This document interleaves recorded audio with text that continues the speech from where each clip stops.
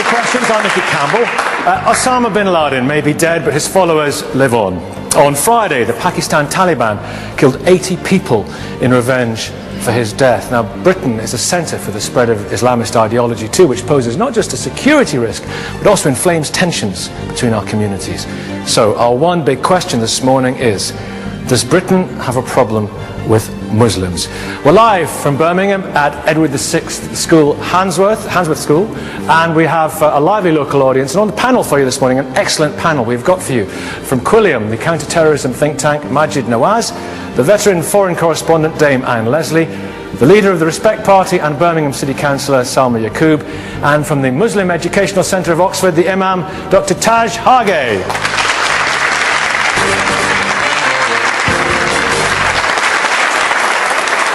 Now, as always, you can join in too, and please do via our message board. Just log on to bbc.co.uk/thebigquestions and follow the link. Now, earlier this year, Baroness Vazi, the Conservative chairman, warned that dividing Muslims between extremists and moderates has fueled intolerance. Well, Islamophobia, she said, has passed the dinner table test and become widely socially acceptable. Does Britain have a problem with Muslims? Dame Anne Leslie. Does Britain have a problem with Muslims? I tell you what, television only ever does programs about problems. We are doing a program about Muslims in this country. There are endless programs about the problems between the white, either agnostic or Christian majority, and Muslims. So to that extent, yes, there is a problem. Now, there are only 3 to 4% Muslims in this country. There is a feeling among people who haven't looked at the figures that there are sort of 35% of the country is Muslim and causing trouble. This is because there is a difficulty between a settled community. Now, I'm not going into this business about, that you go back, some people, 3 generations. I'm talking about people who are perceived to have a different culture. For example, do we ever have programs about problems with Buddhists? Do we have any programs about problems with Christians? No, it's always about Muslims, and that's partly because there is unease, and it's a legitimate unease. A legitimate unease? A legitimate unease. First of all, the white working class is, rightly or wrongly, feels that their little, not very privileged area has been taken over. Now, of course, look at Tower Hamlets, look at the East End. What has always happened with immigration in this country is that immigrants come in and they form ghettos. The Huguenots did, for example, mostly in the East End. Then you got the Jews, and that was mostly in the East End. Then you got the Asians, and that was partly because of different travel things. It was in the East End and also around Heathrow. Then as these societies become aspirational and become successful, they move out. The trouble is, those who are not aspirational or have their aspirations crushed, or do not approve of the aspirations of the majority of society, they stay stuck in the ghetto. You now have in Tower Hamlets a very nasty extremist, and I don't care what Baroness Vazi says, because she's daft as a brush, but there is a difference between extremist, fundamentalist Islam and moderate Islam. You've said something very interesting in the past about the problem that some young Muslim men have. What do you mean by that? Well, I actually feel terribly sorry for young Muslim men in this country because their mothers treat them like princes. Muslim mothers are like Jewish mothers. The son is everything, and they're spoiled, they're made to feel king of the household almost, or crown prince. Their religion teaches them that their religion is the most powerful and brilliant in the world, and it's the summation of all religions. Their imams tell them that they are fighters for Allah. Then they go out into the world and they find they're out in the world, unemployment, local authority corruption, they've had lousy English education, and all of this, plus no sex, because they're not allowed to have sex unless they get married, and it's difficult to get married. Salma Yaqub, do you want to come in? I'm talking about no, you see, you come from very non-extremist, non-ghettoized Oh, thank you so Muslims. much. I actually was born in Bradford, brought up in Alum Rock in my younger years, and now live in Moseley in Birmingham. And many people could look at many of these places and come out with these crude stereotypes which you just have, which are quite frankly insulting. I'm a honestly, mother of 3 boys, Muslims- and no, my boys don't have the kind of life that you've just outlined. because Most you are Muslim one of these teenagers Muslims, Baroness are Walsh, more you into think- hip-hop alongside with the other young mates. Look. And what is always missed out in these debates is actually what's working. Because it's so easy to go on about the fear factor. The fact is, survey after survey, because it's always about look at the evidence. If you're going to deal with the problem, let's be honest about the problem and what it actually is. What is the problem? And the surveys are showing, let me say what actually, because we need to build on what's working. That's the important thing, so that will be where the solution lies. In survey after survey, British Muslims have shown not only do they say they're more loyal than non-Muslims, they identify more with Britain. This stereotype that Muslims are isolated in these ghettos. No, I made a distinction between the ones that move into a more of a mainstream society and those who are, by bad education and all the rest of it, stuck in ghettos. Well, actually, in terms of ghettos, they just don't exist in the way that you are talking about about. There was a 2010 survey of social attitudes in this country, and it indicated that a quarter of people in the UK feel hostile towards Muslims, and a third feel cool the word was used. Yeah. Well, I will come back to you, but Dr. Taj Hage, you've talked about culpability within Muslim communities for this. What do you mean? I think Muslims to a large extent are shooting themselves in their foot. I think they want to have their cake and eat it. In other words, for example, we want to confuse and conflate culture with creed, religion with tradition. You're talking about the way people dress as well, aren't you? Absolutely. I mean, all of this is part of the whole sort of importation of 2 virulent types of Islam.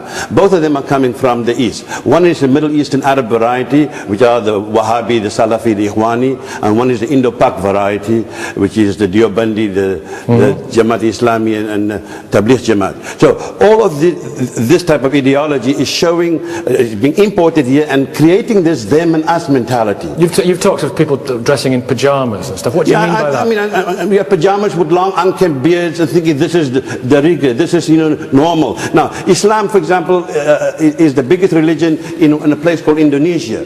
And how did it become so highly successful in Indonesia? Because it integrated, adapted, became naturalized to that society and became part and parcel of that community. Here in the West, especially in Britain, we are trying to bring and voice our cultural traditions onto this society. And Islam is very important. And one more point, what's very important, Islam has no culture. Muslims have culture. We need to distinguish between the two. For example, in other words, an Albanian Muslim, a Kenyan Muslim, a Zanzibari Muslim will have their own cultures. But Islam doesn't have a culture. Islam is a civilization. More importantly, it's a religion. And we as Muslims need to distinguish that. So that, in other words, I as a British Muslim, I'm integrated here, I'm become part of this society, though I'm not assimilated. Yeah, you've also said if they don't like it, they should go back to, these are your words, to pajama land. Yes, I mean, I also call it Sharia land. If Nick Griffin said that.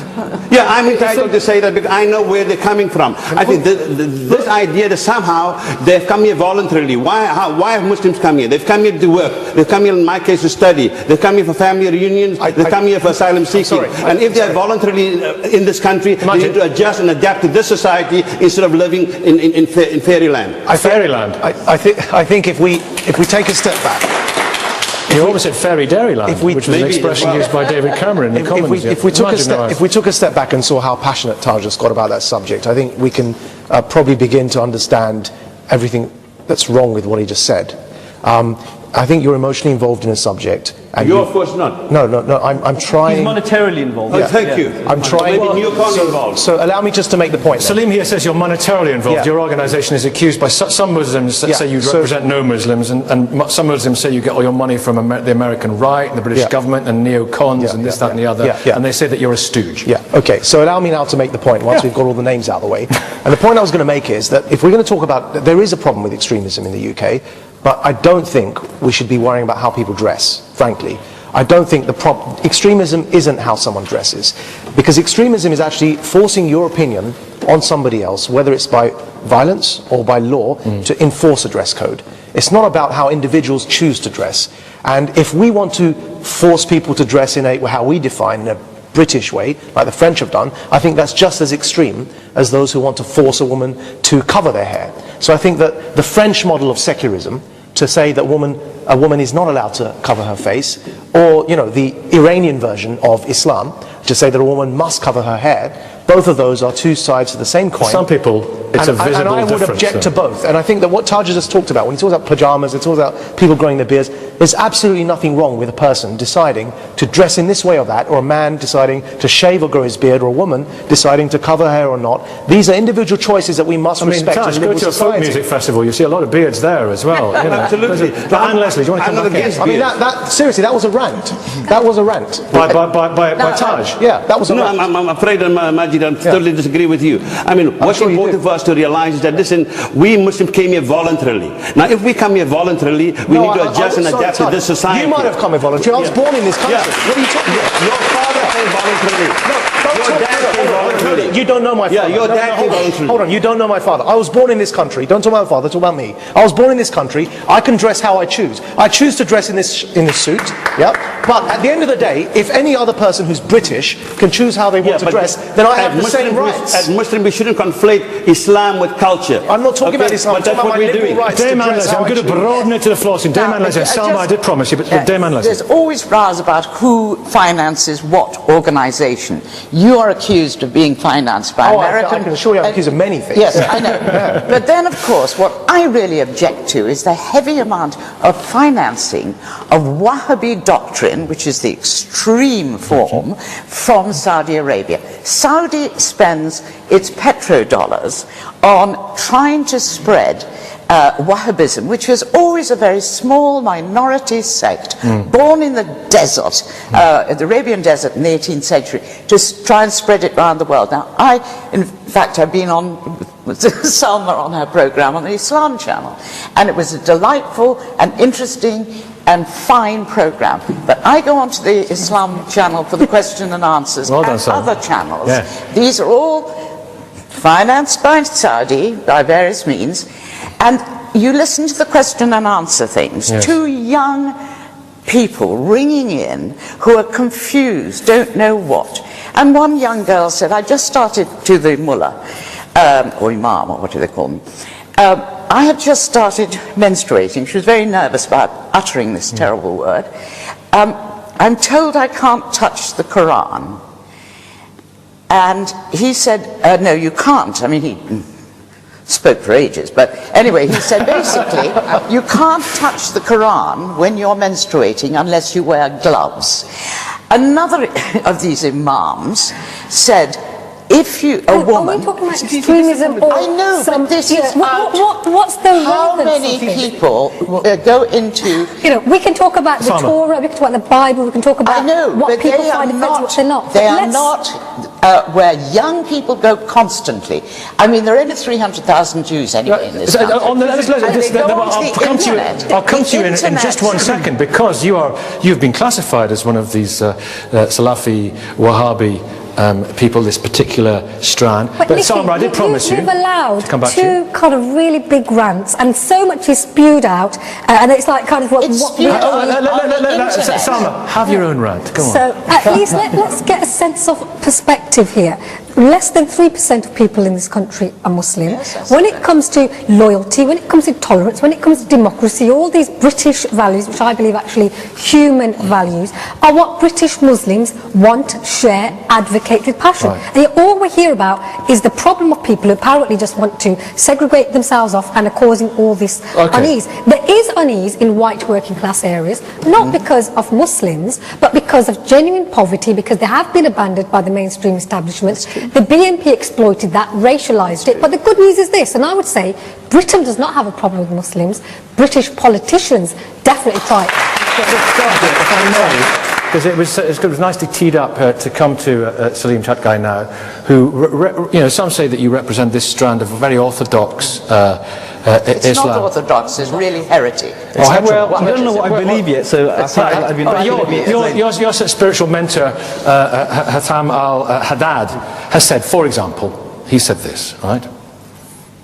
A man should not be questioned why he hit his wife, Because this is something between them. Leave them alone. They can sort it out. Matters between themselves. Now, one of the biggest problems is that wives do not obey their husbands because of this feminism. Yeah, I mean, I'm not sure what he's been quoted a lot of out of context a lot of times. So those are his...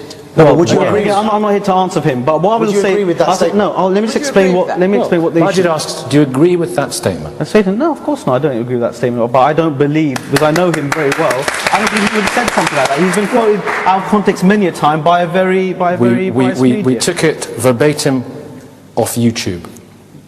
The thing is, we need to, first of all, we need to understand what was the, as I said, and I said this to you before. What was the context? I mean, as I said before, that some people don't have necessarily the right ways of necessarily expressing themselves. But I think the point here is simply this, is that first of all, that question that you brought up in your that you experienced on Islam. Sorry, hold on, hang on. Is there any context that can justify wife beating? Is there any context that can justify that sentence? No, but we know, for example, that anything that's happening between a man and wife, of course, we have to live subject to the law. But the fact is, one thing is that what Sheikh Haytham is trying to do, and he's saying that a lot of problems, rather than taking them to the police, should ideally be handled within the community. No, he's not. He's saying that you can beat your wife, and that I have no right to say that you can't beat your wife. That's what he's saying. The Wahhabi translation of this the verse. fact is, the Wahhabi Salafi translation says, beat a wife, but lightly. Now, I mean, how the heck do you beat someone lightly? It is this kind of Neanderthal interpretation of Islam and the Quran that brings our great religion into disrepute. Okay, first of all, the Wahhabis and the Salafis malign Islam. And when your mentor spouses Wahhabi nonsense, they're only making life more difficult for us here in the UK. Taj, one of the biggest problems is that wives do not obey their husbands because of this feminism. Well, basically, what is that in Islam we have an issue of rights and responsibilities. For example, I have to obey my mother. My mother is obviously a woman. So just taking this out of context. Does your wife have to obey you? Yes, she does. See, Do you have to obey her? Yes, in some aspects, absolutely. Yes. I think there is an issue. This is the problem. With any religion, and we do have this in Islam as well, where you have ultra-orthodox, traditionalist, conservative interpretations. Again, we're having labels. You have progressive. At the end of the day, no matter how much we believe, I as a Muslim believe in the Quran, I believe in the Prophet Muhammad, peace be upon him, but I would seriously challenge many of the interpretations because human beings are mediating and interpreting. And just as I can read in the Bible, happy is the one who dashes those babies against the walls in retribution when Jerusalem was captured. We did all this last week, the Bible. In the same way, Jesus, peace be upon him, talked about turning the other cheek. You can pick, you can do these things. When you in Islam, the point remains, I think it's a very important one, that, I mean, the Islam Channel has got into some heat recently because of Imams on it who's saying the sorts of things that Anne Leslie was talking about. And these things, you can go on YouTube and see any of these preachers and imams who have a lot of influence on young people saying things that are to our ears and to civilized people's ears horrific. See, Nikki, it was William that did that survey on the Islam Channel. We then reported them to Ofcom, and Ofcom ruled against them. What sort of stuff were they saying? We monitored them for about 4 months, and we recorded all the shows, put them up onto YouTube, and then with the electronic report, put the links to the YouTube videos to prove that it wasn't taken out of context, which is the usual response that you get. What Islam Channel did was, they complained to YouTube and said, take these videos down because they've been loaded up without our permission, and it's a violation of copyright. But the fact is they did say those things. On the most popular channel for British Muslims, which is broadcast across the world, there were so-called imams on there saying that you can beat your wives. And they were saying that you can use this thing called a miswak, which is a small stick, to beat your wives with lightly. And I think that type of rubbish that's coming out of these sorts of channels, it must be challenged. Now, to put it all into context... And it gives Muslims a bad name. It does give Muslims a bad name. Now, not every Muslim says these things, but the tiny minority that are saying... dominant strain here. And that, we must challenge that. Philip Lewis, you've had a close look at Salim Chatkey's website and the website of such. I mean, how influential are they? How dangerous are they? This particular Wahhabist strand. It's quite a difficult question. I mean, I think already what has been very obvious is when we talk in easy terms and lazy terms about Muslims, we have to distinguish between different sorts of Muslims.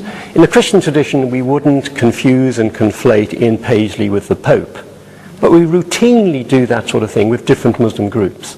So I think we have to be kind of grown up about complexity in the Muslim communities. It's fairly evident among our panelists that there are quite divergent readings of the tradition. And the Saudis do have disproportionate influence because of petrodollars. Of course they do. And of course that has added a layer of intra-Muslim sectarianism.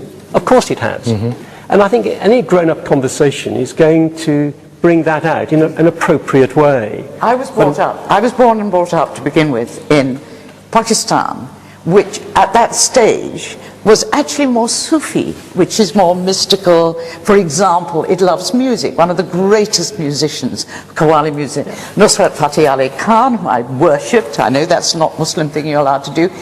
Now, of course, now you get, in Pakistan, you get songs are forbidden because it's getting more and more fundamentalist. And I fear that the more that the money is given to these extremist groups throughout the world, incidentally, the more we are going to have the clash of civilizations. But it was not necessarily. In Pakistan, when I was there, it was fine. But now, Pakistan is, there are more people killed, Muslims killing Muslims in Pakistan every year than they ever managed to kill a single American. No, hang on, Taj. Salma. Because we can't ignore the geopolitics in this. I agree that the Saudi petrodollars have had a distorting impact on the competing theologies. The fact is there are competing theologies. We have to be open and honest about that. Also make it the correct proportion. They're a minority, but still they have this No, they're not a minority. powerful... I mean, with they due are a respect, minority. they're not a minority. The vast majority of Muslims in this country No. are not ultra-conservative, you know, traditions. If you look at the number of mosques, there's mostly Deobandi, which is Wahhabi type. But other important point to make. The other important point to make, just on Philip's point, the other important point to make is this, is that it's not just petrodollars. The other thing that what the Wahhabis and the Saudis have, what they have is the control of Mecca and Medina. Now when you control the Haramain, the two most important sites in Islam, plus marry that with the petrodollars, that's a toxic mix. Salma Yaqub. Saudi Arabia is run by a dictatorship which is propped up completely by the West. Right. This is not conspiracy. We're going to get on. No, I know it's not conspiracy. I'm only saying that I want to go into we're starting with the identity issues. I want to get on to the foreign policy a little bit later. No, I'm not talking about the foreign policy. I'm talking about the theology and why it has the influence. Because that particular brand, whilst they're ultra-orthodox and conservative on social elements, on political elements, they say, do not question your leaders, and they make that a religious obligation, that don't enter politics and don't question your leaders. But that's And that is before America got involved. And that's why they actually were encouraged by the West, and Muslims have had to bear the brunt of it, and the vast majority challenge it. Let's talk about integration. Should you, I mean, one question that you sometimes see, should you take a lesson from Jewish communities, the way that they have integrated over the years? I mean, yeah, if you mean by integration that Muslims become part and parcel of the society, they see themselves as British citizens, that they can contribute positively while at the same time practicing their religion, then of course this is what we all want. This is what all the scholars in this country... This question comes up with evangelical Christians as well from some people. What if that religion is at odds with the law? Well, okay, the thing is that in... Like on women's rights or on homosexuality, for example. Okay, well, for example, we know that as far as Islam is concerned, homosexuality is a sin. But it does not mean that we as Muslims are allowed to attack them or allowed to insult them or anything like that. Rather, we are supposed to engage with anybody in society. They believe in attacking the homosexuals. Okay, no, they don't believe that. Actually, no, they don't believe that. That's actually a caricature. Let's hear him out. Yeah, that's a caricature. I mean, look, let's face it, everybody believes in rule of law. People believe in rule of law. So in Islam, there is a law against a public act of penetrative homosexuality. That's what it ultimately punishes. Now, nobody does that. So Islam is not interested in what people do in their bedroom. What it's more interested in is what people do in public. So if anyone look at the law that people talk about the very severe, harsh punishments. The burden of proof is so severe that it would possibly never happen in a modern society. But it does happen. But usually, is it something that's done in Britain? And Leslie, no, of course not. That's not exactly. You can't take the law into your own hands. hands. And Leslie. We're not talking about that right now. I mean, again, I've worked a lot in Saudi and Iran, and of course, in both cases, I had to. Well, you know, I chose to. You know, when in Rome, I chose to wear the bin bags, and I chose to behave beautifully in an Islamic way. Very tolerant, aren't you, Jane? Sorry? Very tolerant to call it a bin bag. Thank you. Well, they are actually. Really? Oh, well, you haven't had to struggle around in 30 degrees heat wearing thick black abayas and everything. And All men should wear one before they ask women to wear one. Yes, and also I was told... Most women choose to wear one. No, in this country, which we're talking about, in this country, most women choose to wear it. Wait a minute, Chris, wait a minute. Most women in this country who wear it, wear of their own accord. Whether that they say capital that or doesn't not, work. do you approve of the fact that in Islamic schools in this country, little girls, 11 years old, who don't really have much choice, their uniform stipulates the full hair covering hijab. Do you think they have a choice? But no, they don't. Well, he's asked a question. Let's hear the answer. That's completely different. Wait a minute. Wait, he's asked a question. Let's hear the answer. In some Jewish schools, they have to wear the kippah. They have to wear the skull They cap. don't have to, What's the actually, difference? they No, they do, do. yeah. In the Orthodox school, they have to wear it. So why the uniform is, the Muslims who choose to send their school there, to send their children there, they know that and they want their children to do And that. do you approve of those parents? Can I just say, I want to hear from Miriam Francois Sarrail. We haven't heard from you yet, and I know that's actually true. you have been dying to come in. Well, I wanted to come back on one of the points that Dame Leslie made about Buddhists. You know, we don't hear about Buddhists. That's because the proportion of Buddhists in this country is incredibly small. However, if you were in Japan, certainly around the time of the bombing of the Tokyo metro, you would have heard about the Buddhist-inspired bombing of the Tokyo metro. And certainly there are other cases around the world in which there are other religious groups that are a minority that do use religiously inspired rhetoric to justify violence. This isn't exclusively a Muslim issue. But I think when we get to the topic of integration, it's very important for us to focus on the fact that if you define integration in a very narrow manner on issues like morality, which is essentially differences of opinion, that's a very narrow way of understanding it. But if you actually look at the substantive issues like identification with the country, identification with the institutions within that country, then you find that Muslims rank incredibly high. In fact, according to the Gallup survey of 2009, Muslims rank higher than the broader population, both on loyalty to Britain and respect for the institutions of this country, the police, the judiciary. And I think it was also important that you pointed out that Muslims perhaps sought to look at the Jews in terms of a model for integration. The 2001 census pointed out that the two communities that are most geographically isolated, geographically ghettoized, if you like, are Jewish and Sikh communities. And another survey Some pointed Jewish out... people, though. I mean, well, no, you can say so. I'm just going on the census. The census is what it is. It's also important to point out that the communities which isolate themselves most from meeting others are the dominant ethnic community in this society. That's the dominant white community, are those that isolate themselves the most. So it's important to get back to the facts here. Muslims are not... you want to come in at this point? Davis Lewis. It's ridiculous to say... Well, let's Davis, come. Look, I don't want to enter into this very interesting debate over theology, which I think is important, but which is something that's important to be had inside Islam among Muslims. What is clear, however, is that we must make a distinction between some of these things. For example, when we are talking about integration, we're talking about talking about ghettos. What we are talking about is for residential clusters that might be to do with economics, that might be to do with all sorts of other things, to do with new communities coming up. Those issues that arise legitimately and that we can debate and attempt to better are very, very different from the kinds of issues that are driven, for example, in the Wahhabi agenda by Saudi money, driven, in terms of to bring home a message by a very small subset that are specifically seeking to impose their views. Is that our fault then? Because you're an advisor to the All-Party Parliamentary Group on Homeland Security. You speak in your own capacity. Some people have suggested our fault. It washes back to us for, propping up the Saudi regime. Well, I mean, that is entering the foreign policy debates, and I think in that sense it is not our fault in terms of propping up the Saudi regime per se, because that is a question in foreign policy that we would have to discuss at some length about what it is that we can Have we actually do. brought it upon But ourselves, I think, what is our fault is in not being restrictive enough in terms of, as I say, those specific agenda-driven people who are doing that work on what is an international scale, i.e. Saudi-driven.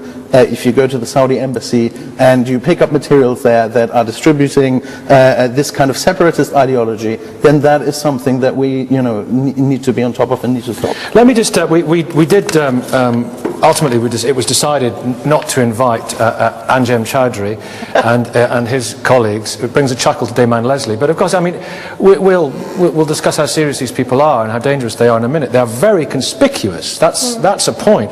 These are the people who make a big show of burning poppies and threaten to burn effigies of the royal family. Muslim Against Crusades is the current incarnation.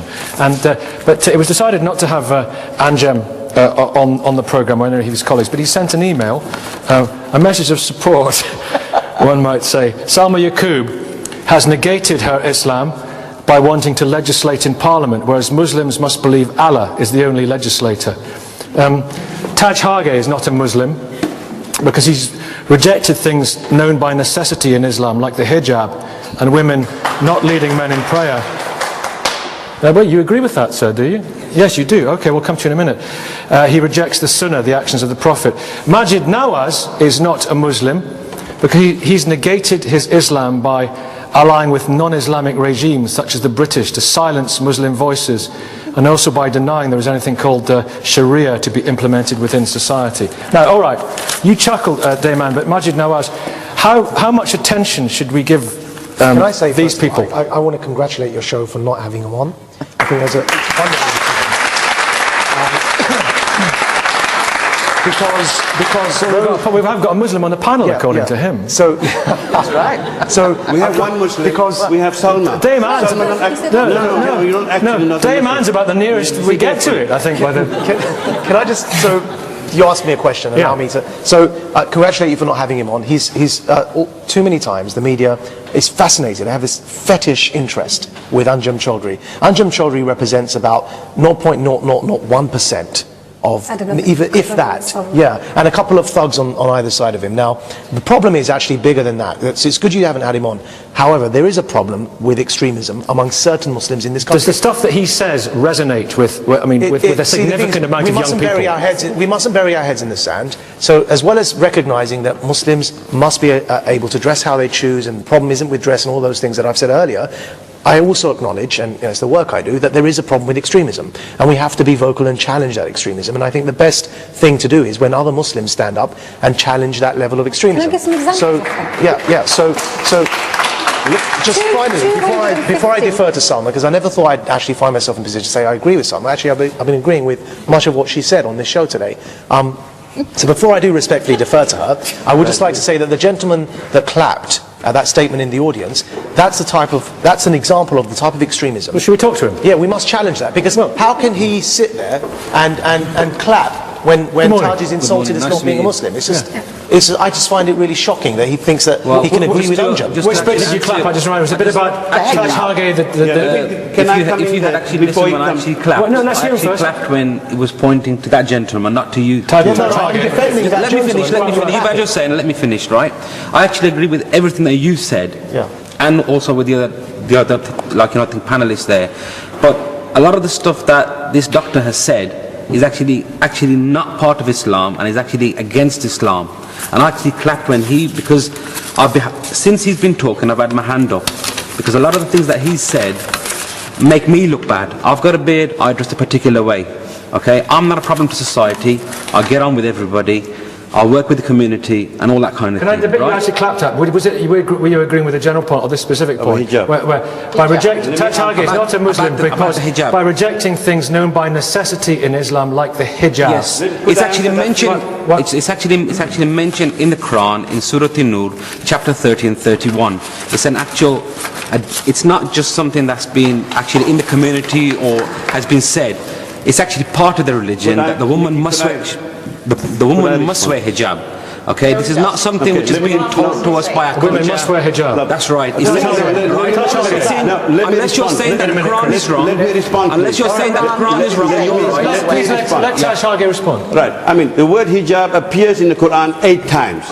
Not once in this 8 times that it talks about the hair covering. Yes, it does. It doesn't. Chapter it 30 doesn't. for the It man, does chapter not. 31 I know. for the I've lady. studied it. It doesn't. You haven't studied it properly then. And the Quran is quite specific. The Quran is quite specific that if God had wanted something like that, He would have made it clear. Nowhere in the Quran that it say cover woman's hair. Yes, it all does. it talks about. All right, listen, we're not getting anywhere. We're getting into an argument about what and what isn't. Miriam Francois Sarrat, then Chris, I'll bring you in, because Chris has written a massive tome, very interesting too, on Islamophobia. So we're going to hear from Chris in a second. Miriam. Yeah, no, I think, there are intra-Muslim debates, and I think it's very important for us to have those debates, but I don't think this is the place to have them. We're certainly not going to settle them today. I want to come back to the point that Majid was making about extremism. I think one of the issues, obviously, is to do with how we define this question of extremism.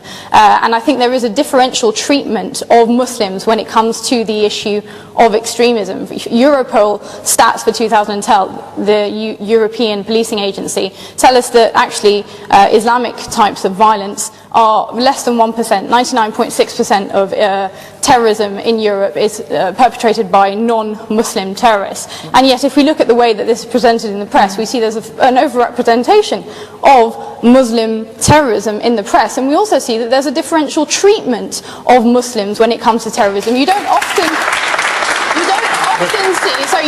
see white supremacists be under control orders. You don't see them being taken abroad for terrorism torture. Is a very big story, and there's a very long list of. Right, but let's give Richard it proportional Reed, for example, representation. The shoe bomber, the 7/7, and after 7/7, the failed attempt as well. After that, 99.6% of the terrorism the liquid bomber. in Europe is it not. just goes on, doesn't it? I'm not saying the they don't Glasgow exist. Affair. Not saying it doesn't exist. Not saying it should. It's not you newsworthy. can't say it doesn't exist. It's absolutely newsworthy, and it absolutely should be reported. But it should be reported proportionally to its importance with regards to other forms of terrorism. You don't hear about the 99.6%, which is non-Islam. I like Maram very much, but she's misreading the stats from the Europol. Besides, anyway, Europol stats are extremely iffy. But leaving that aside, what is it? Is she misreading the stats? Leaving that aside, what is really tragic, and it shows here, it's not the war against Islam, by the way. It's the war within Islam. People denouncing each other as heretics, as not being this, not being that. I mean, that is the real crisis, actually, for Islam. It's true. That's enough discussion. We have it. There is a debate. That's the reality. And actually, it's good to have a debate. I know, you can't say so much of the time here. What are Muslims doing? Why aren't Muslims challenging the extremists? And actually, what this shows is this is happening constantly. Anjem Choudhury was actually hounded out of Birmingham, not by the police, actually by 250 Muslim organisations said, you are not welcome here because of the rubbish That's good, but it took a long time. Somebody mentioned, and it's a very interesting analogy, I think it was you, Miriam, an American right-wing preacher type who might have links to far-right groups there. Now, Chris Allen, people accuse, people identify double standards here, because they're told it's Islamophobic to say, his views are repulsive to me if they're a Muslim, because you should understand the creed and the credo and the religion. But if an American preacher came out with all the same stuff about women and about homosexuals and about supremacists, would you not be the first to have a phobia about them? No. I think there's a big difference between Islam in terms of being Islamophobic. It's absolutely fine to say I disagree with the religion of Islam.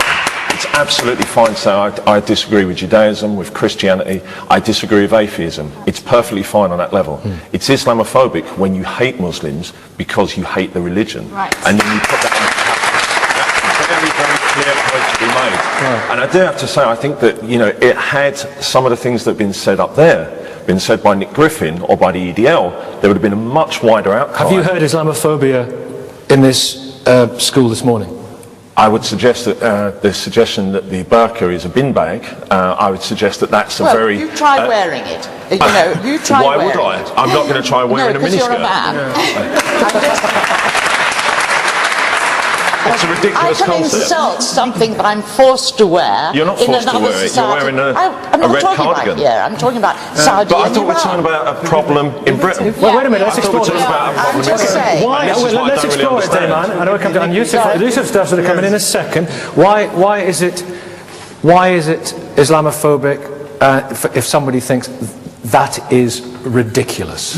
Well, I don't think it's Islamophobic to say it's ridiculous because they think it's ridiculous. I think it's Islamophobic because you're feeding into an ideology that exists out there, the negativity. So this idea that all Muslim women are oppressed. So even the person at the side of me, because she's covered her hair. But that's the view that's out there. And there's a lack of differentiation in the general public in this country between what's an extremist and what's not. And I'll give an example. And we've already spoken about burning the poppy by Muslims Against Crusades. Well, Taj, I believe, burnt a burqa. Yeah. Now, surely that's an extremist behaviour. No, so you must be an extremist. Why? How does the general public differentiate the reason for between burning the burqa was quite simple. I wanted to give Muslims who burn the books or burn poppies a taste of their own medicine. But you're talking about in this they will country, never do such a thing in the future. We don't have a culture where we go and burn things in the street. That this is distasteful. So it's an extremist behaviour. It's an extremist behaviour. Yusuf, you've been trying to come in. What do you want to say? I think we are seriously confusing the issues here. I think there is a serious problem in the West in terms of after the Second World War, religion was left to the private and not to the public. And the West is struggling to deal with people who identify themselves with religion. They really don't understand the depth of feelings, the depth of family structures, which are so sort of love this particular way of life. And there is a kind of, in some quarters, what I call secular extremism, which wants to tell Muslims, forget about religion, forget about your faith, everything everybody else does is right. Well, some Christians feel the same way. The same way. And I think, in a way, Islam has been very positive in terms of Western culture in bringing back spirituality to life, bringing out family values, bringing out issues which matter to people. And this is why Islam essentially is 1/5 of humanity. And to trivialize and stereotype and try to have a magic change to this religion, I think is quite counterproductive. What do you mean by a magic change? Well, somehow everybody is going to believe that many of the ways that people like to live can be marginalized with particular, imposing a particular way of life. I think where that statement becomes Islamophobic, when we make sweeping generalization that everybody in Iran and everybody in Afghanistan or Saudi wears that particular dress. Well, let's talk about here. They're a woman. They have to. Let's talk about here. Let's talk about Britain. That's what from the audience, gentlemen from the audience, in just 1 second. But we're talking about this country. Yeah. The same applies. There's a minority of women who likes to wear a particular code of dress. By no means this is Islamophobic.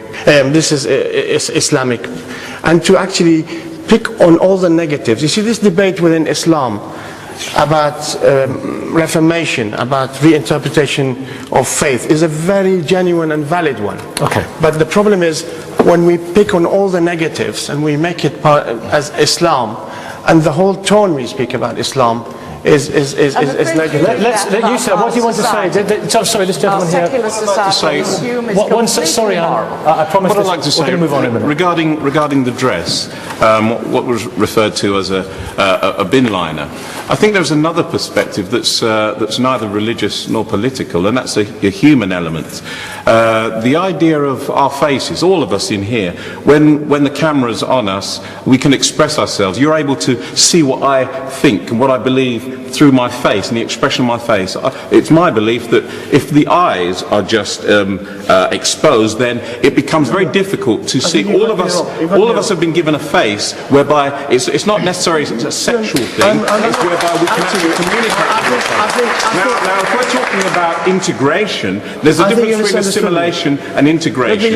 Assimilation means where you actually change who you are. I'm not talking about that. I'm talking about integration, where you become a part of the society. I fully agree with that. And neither was I supporting burqa, and I'm actually against the freedom to wear the burqa. They try to impose a way of life on people. Available to us, I would like to discuss the effects of British foreign policy, which some people identify as a big problem and a big fomenter of problems. Salma Yaqub, are you proud to be British? Yes, I am. Right, there we are. There was an incident recently which was quite controversial. We spoke about it on the radio and you did lots of interviews about it. It was a right old row, in fact, wasn't it? You were at Birmingham City Council and Lance Corporal Matt Croucher, who had won a George Cross for throwing himself on top of a Taliban grenade in Helmand Province, and he saved a number of lives when he did that. He made an appearance and most people there gave him a standing ovation. You didn't. You stayed sitting and you didn't clap, and that annoyed a lot of people. I can understand how that could have been taken in that way. Do I think Matt Croucher is a hero for putting his own life in danger to save the lives of his comrades? Yes, I do. No hesitation. What I hesitated doing was standing side by side with those same politicians who thought they were being brilliantly patriotic simply by clapping, but refused in our council chamber to have any debate on Afghanistan, sending these poor men and women who are doing their duty, because soldiers don't get that choice. I've never ever been against the military or our serving men and women, but I am against politicians who don't have the guts to even question their own party leaders. Every party, mainstream party in this country, is supporting more war in Afghanistan, which is causing misery. And our soldiers, I think, are being sent on an ill-conceived mission. So shall I stand and applaud those people? That makes me a hypocrite. Because at that point, as a political chamber, in a political debating forum, I did not want to ally myself with politicians. If by doing that, there was any hint or perception that it was somehow directed at soldiers individually, then certainly I would want to make it very, very clear. Did she make a mistake? She did make a mistake because she made a mistake because I respect her views completely on that, and I know her. She means what she says.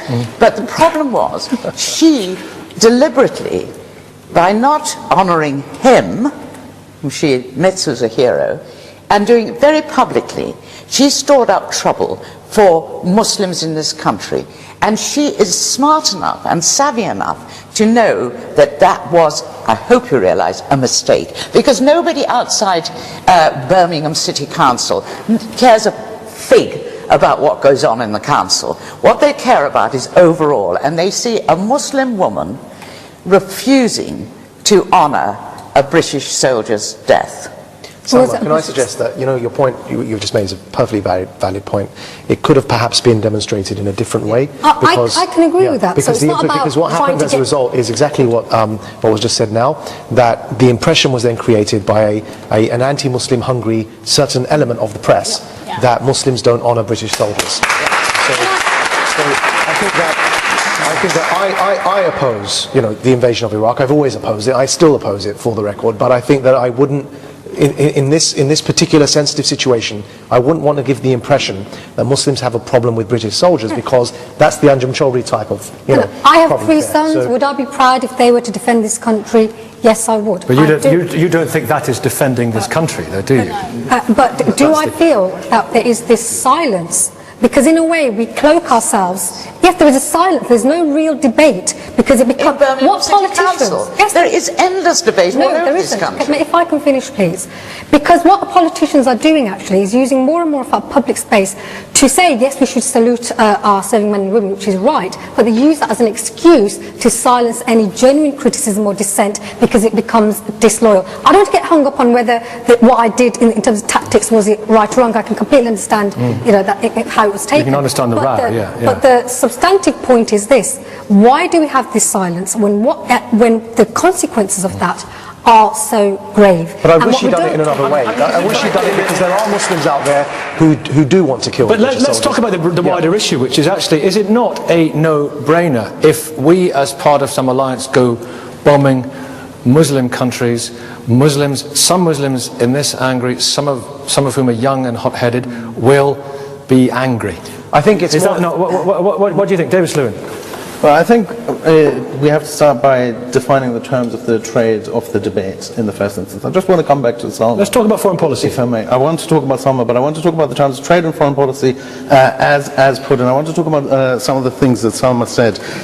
Salma comes from the Respect Party. The Respect Party is not like the Conservatives or the Labour Party in the sense that it is a coalition that is comprised of what are radical Muslims and radical communists, forgive me. That's just not true. That's Forgive me, you will let me finish. Forgive me. The gentleman who Salma works for example, is on the record as saying that 7/7 and 9/11 might not have been done by Muslims. Now that's unacceptable. Now, who's that? Who says that? Dr. Nassim. Dr. Nassim. From the Birmingham Central Mosque. Correct. You work very closely with him. I do now, not work forgive me, you will let me finish. No. She says she does not work with him. To draw the we know what he says, and he's right on the fringes, but Salma says she doesn't work with him. Is on the National Council of the Respect Party. And no, he's not. Dr. Nassim, well, then he was, so he might please, not be more. But Dr. Nassim has given majority funding to many of the Respect Party campaigns. But let me just go on to the main point. The main point is the following. You then, after defending him, attempted to, and this will lead us to where these terms of the debate have to be. After the September 11 and September 7, and 7/7 comments, you attempted to defend him by saying that, well, we don't really trust what our politicians say, and so, it is not clear to us what we hear about Iraq and so on and so forth, and then attempted to drag, as you do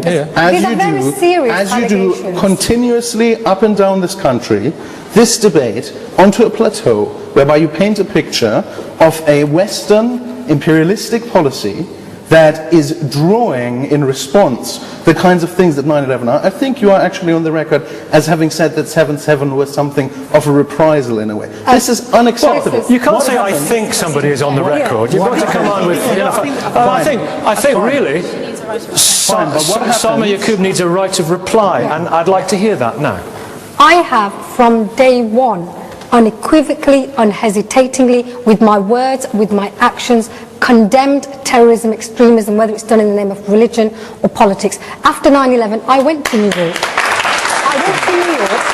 Not because I'm guilty of that terrible crime, but simply because I understand that many people are now connecting Muslims with that to meet the victims of 9/11. After 7/7 happened, I helped organise thousands of people straight away in the Birmingham City Centre to say, not in our name, because I felt it was important. A visible presence, a visible message went out that we are united as a community against terrorism with the rest of the British. Okay, all right. We haven't got long left. Do I have a political stance that our government's actions are increasing terrorism, making us less safe? Right. I agree with the ex-MI5 boss who, in the Chilcot inquiry last year, said our invasions of Iraq have increased the threat to this country of terrorism. Salim Shaital. No, over here, let's explore that. Salim, 7/7. What made them do it? Basically, the problem is this, that... 7/7. What made them do it? What made them do it was that there was an understanding that they felt that they bought into the Al-Qaeda philosophy, which is completely wrong and rejected by all mainstream Muslims, that you can export a call for jihad, which was in Afghanistan and Iraq, and export it to a country where the scholars unanimously have said there is no jihad in this country. That is fundamentally the mistake that they've made, and as a result they have committed, again, they're doing it in what they see as a response for British foreign policy. So the problem is identification with Muslims in another part of the world rather than with fellow Brits? No, it's not that. No, because as Muslims we are... Sorry, can I just clarify the point? Can I just make the point? The point is that, of course, as Muslims we will identify with people who have the same ideology and creed with us, but at the same time this does not allow, and that same ideology and creed, Islam, does not allow singular acts of war in country just wantonly, which is what they did. Actually on the specific point of 7/7, they bought into an extremist ideology, and part of that extremist ideology justifies killing civilians in the name of foreign policy. Now, there's nothing that can justify that, and there's a separate discussion to be had about the mistakes of foreign policy, and there are many mistakes in foreign policy, and it is linked. But what I'm saying is that regardless of the mistakes in foreign policy, nothing justifies killing civilians. We have have to have both discussions. We have to recognize there have been mistakes in foreign policy, but the means to correct those mistakes must come through the systems. Now, I just want to make one final point on this. No, but this is key, I think. Have those foreign policy decisions made us in this country less safe? I think that yes, there are inevitably ramifications of our foreign policy, but it's not a justification. And we have to be very precise how we say these things. There are implications, but it's not a justification. Now, I don't see any reason why, as a Muslim, I should be, on this final point that Salim just made, I don't see any reason why I should be any more sympathetic to the sufferings of Muslims in Iraq than to the sufferings of non-Muslims in, say, Ethiopia or any other country. They're all human beings.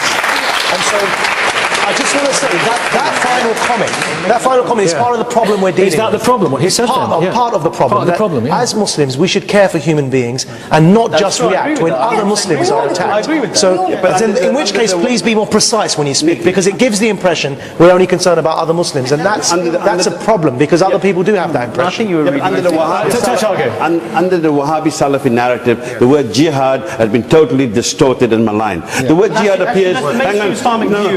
It had been distorted and maligned. And we import this narrative from abroad, and we think, listen, this is the version of Islam. We need to create an indigenous Islam. We need to create an Islam that's naturalized. It belongs here, not belongs over there. British Islam. What would an Islamic, Miriam, what would an Islamic, I mean, let's stress the positive points. What would an Islamic Britain look like? Well, I think a lot of Muslims that I speak to don't see it very different to what it looks like today. I mean, Muhammad Abdu, who's a Muslim scholar writing in the 20th century, said Europe is Islam without Islam, by which he meant that when he came to Europe, he felt that he saw in Europe Islamic values. He also, incidentally, said, I went back to the East and saw Muslims but no Islam. So it's very interesting that in terms of the substantive values that are at the core of European society, Muslims do recognize those as very Islamic, and I think that that's a very important point to be made. I just wanted to come back to the point about a lot of time. I'm so sorry, I'm going to have to move it because time's eluding us. If I can say something, maybe it's controversial. Whoa, go on then. You've tempted me. Bin Laden and Blair had far more in common with each other than their divisions. They all justified a vengeance mentality that innocent people are collateral damage because they had and justified it. The fundamental point why I say that it is the kinds of people like Salma who go up and down this country and talk about foreign policy under those terms. The terms of foreign policy are very simple. No party, no minority gets to come to the foreign policy debate with a bomb. In any way, shape or form... And by my saying that, I'm saying none of them should have used bombs. To in any way, shape or form suggest that the terms of trade in this debate begin with saying, well, if you do that or if you do that and so on and so forth, you will be bombed in the streets of your city. That's what Bush and Blair and Bin Laden said. It is not acceptable. And that is the kind of thing that you do up and down this country, saying to people in rooms filled to the brim that we can understand, why these things are happening because of Western action. Non-Muslims and Muslims are united in that. Even Majid, for whom I must say that I share a lot of his views, he sent a letter, or was a co-signatory of a letter, to Prime Minister Brown at the time of Israel's war with Hamas, saying, essentially alluding to the fact that if these kinds of things go on, we can't guarantee security. Thank you all so much for taking part. Thank you very much. Applaud yourselves.